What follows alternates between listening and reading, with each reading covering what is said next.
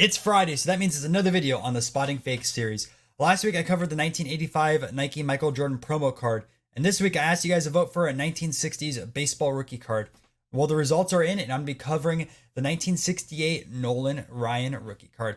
Now, these cards that I cover on these videos are part of my book that I've been working on the past few months, so I'm going to be releasing this towards the end of summer. The link will be down in the description when it is publicly available, and I'll also be making a video on that. So stay tuned for that. And if you're brand new to this channel, make sure to subscribe and like this video so you can make sure to catch the next video in this series. Anyways, I'm about to jump on my computer and show you how to spot the fake.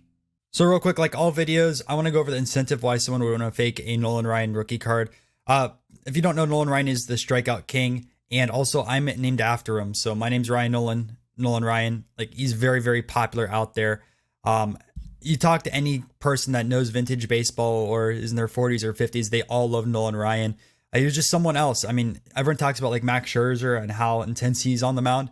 Nolan Ryan took that up to another level. Just look up him versus Ventura on YouTube. Really awesome stuff. Anyways, looking at the value of the 7 right now, it's about $3,500, $4,000. You can see one sold over here for $4,500, but the last comp was about $4,000. And this is as a 7. Again, centering also determines the value of this card in that 7 grade. But just to put in perspective, you can find raw 7s on a lot of vintage cards out there. So someone passing off a 7 raw as a Nolan Ryan can happen. And you can find a real 7 out there probably as well in someone's collection that doesn't have cards graded. So just know that when you're buying a card, how expensive a 7 is going for. Just keep that in the back of your mind and the reason why someone would want to pass this off. So let's go over first real quick the real rookie card. So I'm using this one from a PWCC auction on here, and you can see it got a 1 because of this pinhole here. But besides that, it is a little off-centered, but you can see it pretty clearly, and this is why I'm using that image. Now, the reprints, a lot of people try to show it far away so you can't see the details, but this is one of the better ones that I found out there, and I'll explain why this is fake versus real. And if you're not used to vintage cards, it can be really, really easy to fall for a fake like this. I mean, you see this passed off to you at a show, or you find a seller on Facebook or Craigslist or anything like that, and you see this card, you might think, oh man, this is a good Nolan Ryan rookie card. If you're not into vintage, you collect all modern stuff. So this is why I make these videos. I want to help educate people so you don't fall for cards like this. You buy real cards like this. And yeah, so let's start going over some of the different details. I have a list in front of me with a bunch of them, so let's start going over them one by one. The first thing I recommend is getting a loop and taking a look at the printing.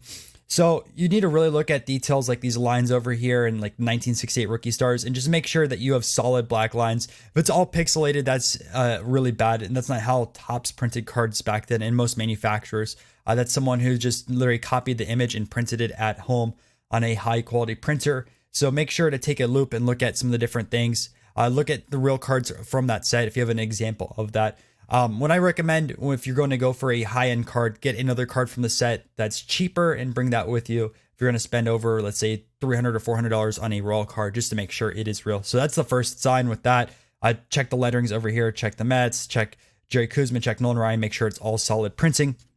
The next thing I noticed on the reprint compared to the real one is the copyright logo. So you see over here, it's kind of all blended in, but on the back of this one right here, it is clearly defined. It's a small C and there's a lot of space. And I noticed that on a lot of fakes, I always try to take a look at the copyright logo, but just because the printers can't really do a good job with those right now. I know things will change over time as more technology advances, but that's one of the biggest signs of a fake. Always look at your copyright logos besides looking at your printing details.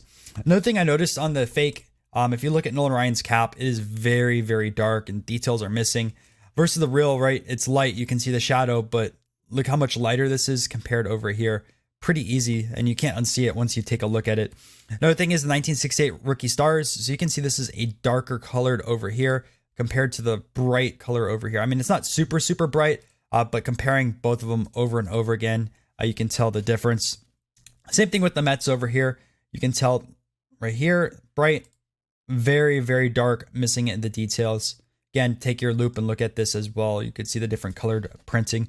One thing I want to talk about with the printing of this card anyways and how it was cut. These cards are notoriously known for off-center. Now, there are centered versions. I had it centered for a while ago, but the back was way off-centered. So that's one of the first telltale signs that this card is real or fake. Most of the fakes are perfectly centered. Like look at this one, for example. Look at your left to right centering. Look at your top to bottom. Then you even go into the back. It's perfectly centered. You're not going to find that in this set. I mean, sure, there's some 10s out there. There's some 9s and 8s that are going to be centered. But you have to look at it realistically. You're not going to find a really, really nice centered card. And if it's nicely centered, that is a red flag right away. I mean, look at this one right here. Obviously, it's a 1, but you can see the centering issue right here from left to right is really bad. Even top to bottom, it is off-centered. And then you look on the back as well, and you can see that over there. And I have a 6, which I'm looking next to me, and it is even off-centered as well on the front and the back. So centering is key on these cards. If they are centered, they do go for a lot more of a premium. But just know that. Another thing I noticed also on the back of the card, if you go over here, is the lines on the baseball. So you can see these lines right here are kind of thin. If you compare that to the fake right here, these lines are a little thicker. So just compare the lines real quick. Thinner, thicker, and you can be able to tell with that. Another thing over here is the background. So you can see this background is a bit darker compared to this one right here. So look for the lighter background. And lastly, another detail, some of this bigger text over here didn't print that well on the fakes. So you can see that there's a little bit of space, but not a ton for BB, which is based on balls, or also known as a walk.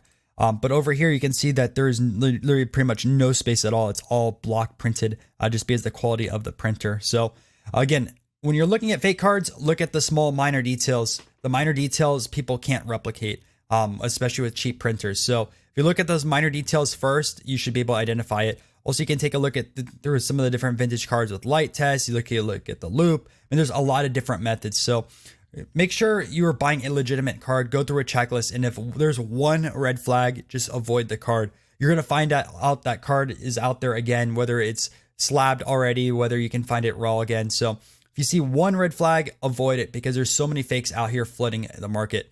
Anyways, guys, I hope this video was helpful. If it was, make sure to leave a like, subscribe down below, and leave a comment who you want me to cover next week. This week, I asked the YouTube community, and they chose Nolan Ryan for 1960s baseball rookies. But there's so many fakes out there from different eras and different sports. So comment down one card you want to see me cover, and I'm going to pick it for the next video. Catch you guys in another one.